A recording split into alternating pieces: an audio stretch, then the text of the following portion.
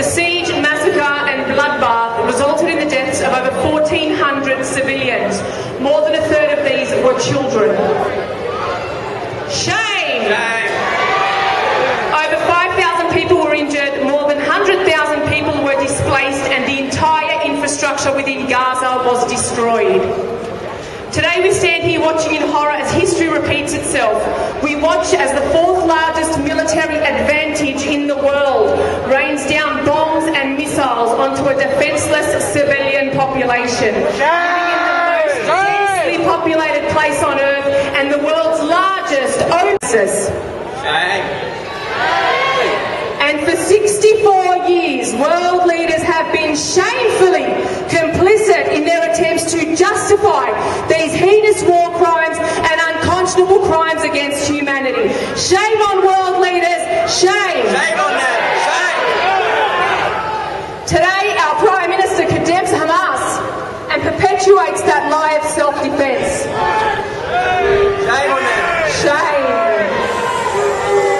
The truth, Ms. Gillard, is genocide, oppression, state-sponsored mass murder, The children of Gaza are burning, the women and men too. Benjamin, the blood on your hands runs into rivers, soaking all who know with the guilt of the living. Only cowards supported by Western power massacre caged beings with no defense or ability to return fire.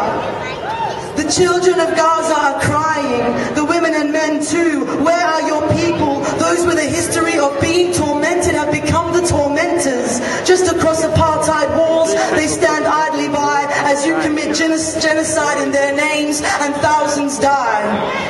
The children of Gaza are being torn to pieces. The women and men too. We, the world, witness this mass murder, and accountable we hold all of you. Pathetic politicians with big mouths and no power. Obama, where are you now? Britain, you created this mess. A nation of right-wing fascists you started. The rest of a racist world, we see you rubbing your hands in glee at the destruction of so many Arabic people. Israel, is it not enough that the children of Gaza are starving, the women and men too? Is it not enough that you have tried your hardest to drive away their dignity? Is it not enough that you have stolen their earth, grabbing land by force and settlements, knowing its true worth? Is it not enough that their bodies, bloodied and broken, lit a street set aside for those you deem a lower form of citizen? Listen! Even though the children of Gaza are dying, burning, crying, being torn to pieces, they are the coming generation and will rise up. You cannot silence that population with violence. This is just another reason for them to fight back, and we stand in solidarity now and until justice is done. Israel, you must understand, you cannot wipe out a people who live for love of their land, and only when it's too late will you see that Palestine will be free. So to the children of Gaza, the women and men too, we stand side by side fighting with you. Having spent a lot of time in the West Bank, in Gaza, and also in the last few months I was just there before the war or conflict. And what's important is that there are growing numbers of Jews around the world who stand up and say Israel does not speak in our name, does not act in our name. In the last week we have seen the Labour Party and the Liberal Party stand in solidarity with Israel, with virtually, with a few exceptions, no dissent at all. What the Australian government should be doing is withdrawing our ambassador from Tel Aviv the day this happens. There needs to be a political price paid for the way Israel behaves illegally. Killing over 150 Palestinian civilians is not an accident. It happens because of deliberate policy. And the reality is, after 60 years of Israel's birth, Palestine lives, it breathes, in fact it thrives. Yes, under occupation, but it thrives. And solidarity around the world in the last week has shown that very, very clearly.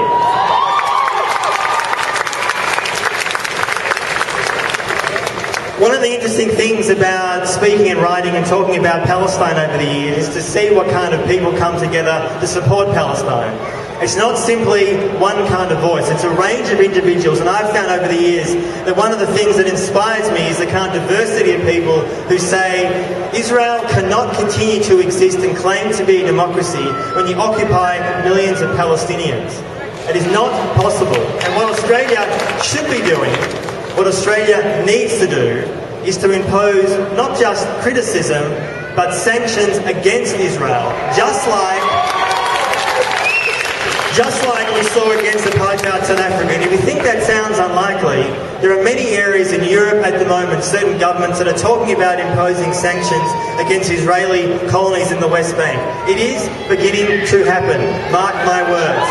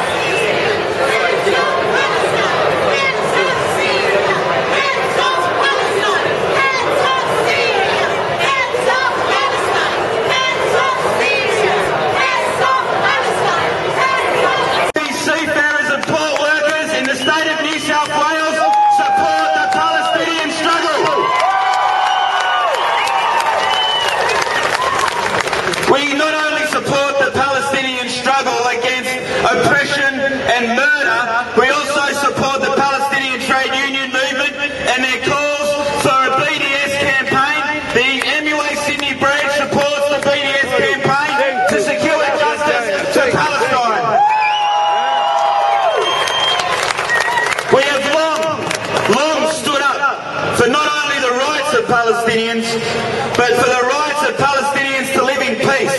And unfortunately, that has been a struggle that has lasted decades.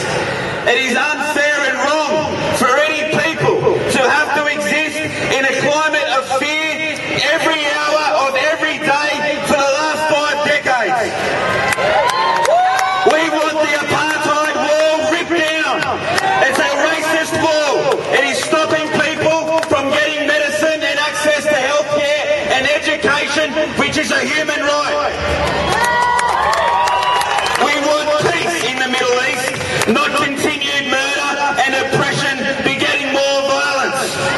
We live in a capitalist dictatorship where brutality is unpunished and resistance is the crime. This is not war. This is not war. It is murder. It is murder and genocide.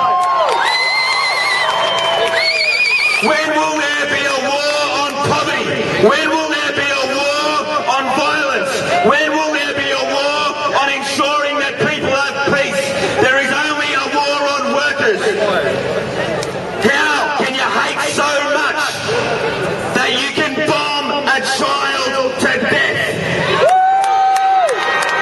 How can you hate so much that you can destroy a person's home? How can you hate so much that you allowed a child to die at a checkpoint? The Israeli state is a terrorist state supported by a number of other terrorist states. There's a lack of fight. There's an increasing compliance with murder from our own government.